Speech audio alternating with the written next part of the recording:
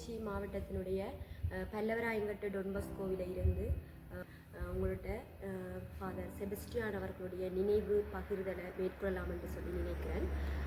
அதாவது எங்களுடைய அருட்தந்தை செபஸ்டியான் அவர்களுடைய இறப்பு செய்தி கேட்டு மிகவும் மன வேதனை அடைந்தோம். குறிப்பாக சொல்லப்போனால் எங்களுடைய இந்த அருட்தந்தை செபஸ்டியான் அவர்கள் 2010ஆம் ஆண்டு காலப்பகுதியில் ஆரம்பித்து, அதாவது எங்களுடைய நிறுவனம் நோக்கி வருகை தந்தவர்.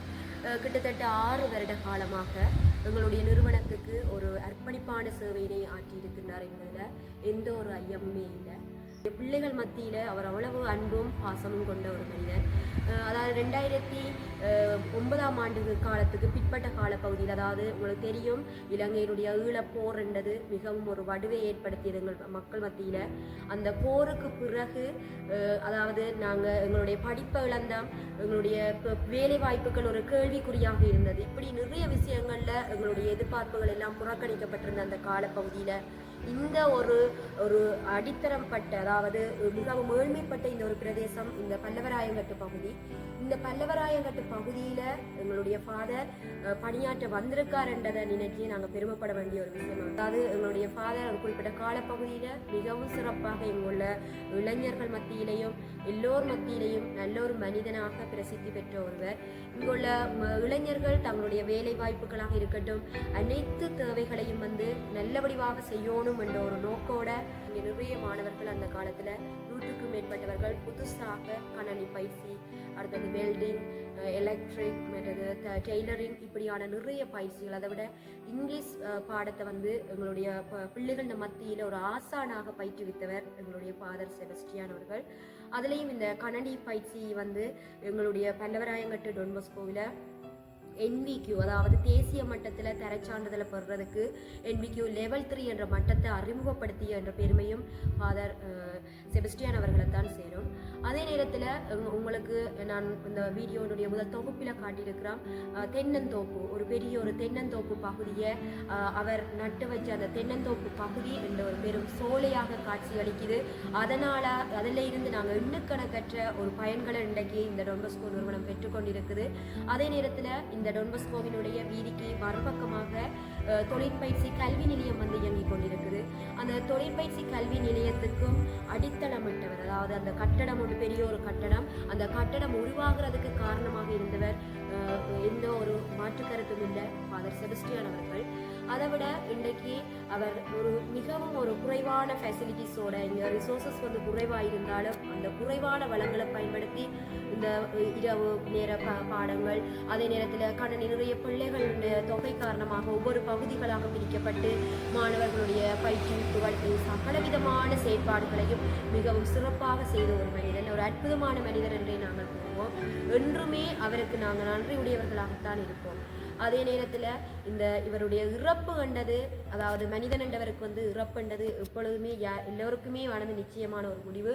எனினும் இவ்வாறு ஒரு அற்புதமான மனிதர் இந்த உலகத்தை விட்டு நீங்கிவிட்டார். அதாவது எங்களோடு எங்களுக்காக சேவை செய்த அந்த மனிதன் இன்று இல்லை என்பதை நினைத்து நாங்கள் மிகவும் வருத்தம் அடைகின்றோம்.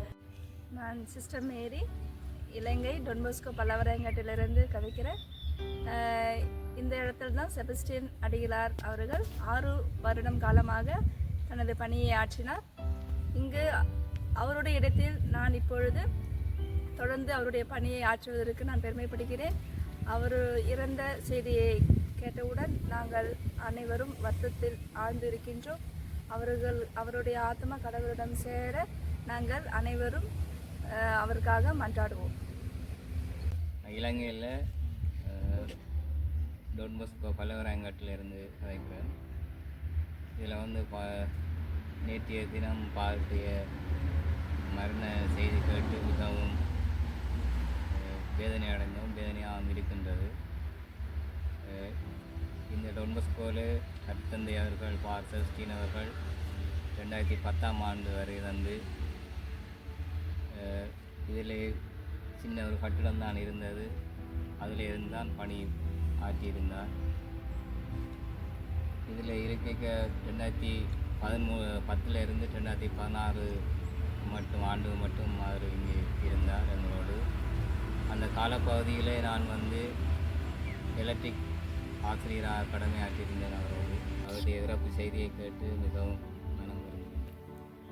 We, the missionary sisters of Mary Help of Christians, sisters are working in Sri Lanka at where Reverend Father Sebastian worked for the past 6 years. With deep sorrow, we received the sad news about his death. The people are very much saddened, those who studied with him, those who worked with him, all have a loving experience from him. The past students of Father Francis Sebastian are very much sad, and we hear about the Father so much from the students, those who went through him. And today, as we stay here in this place, every work that he has done, and the people are explaining to us, and we know the love that he had for the people of Sri Lanka. In the good that he left behind will remain always in their memories. We pray for his eternal happiness with the Lord.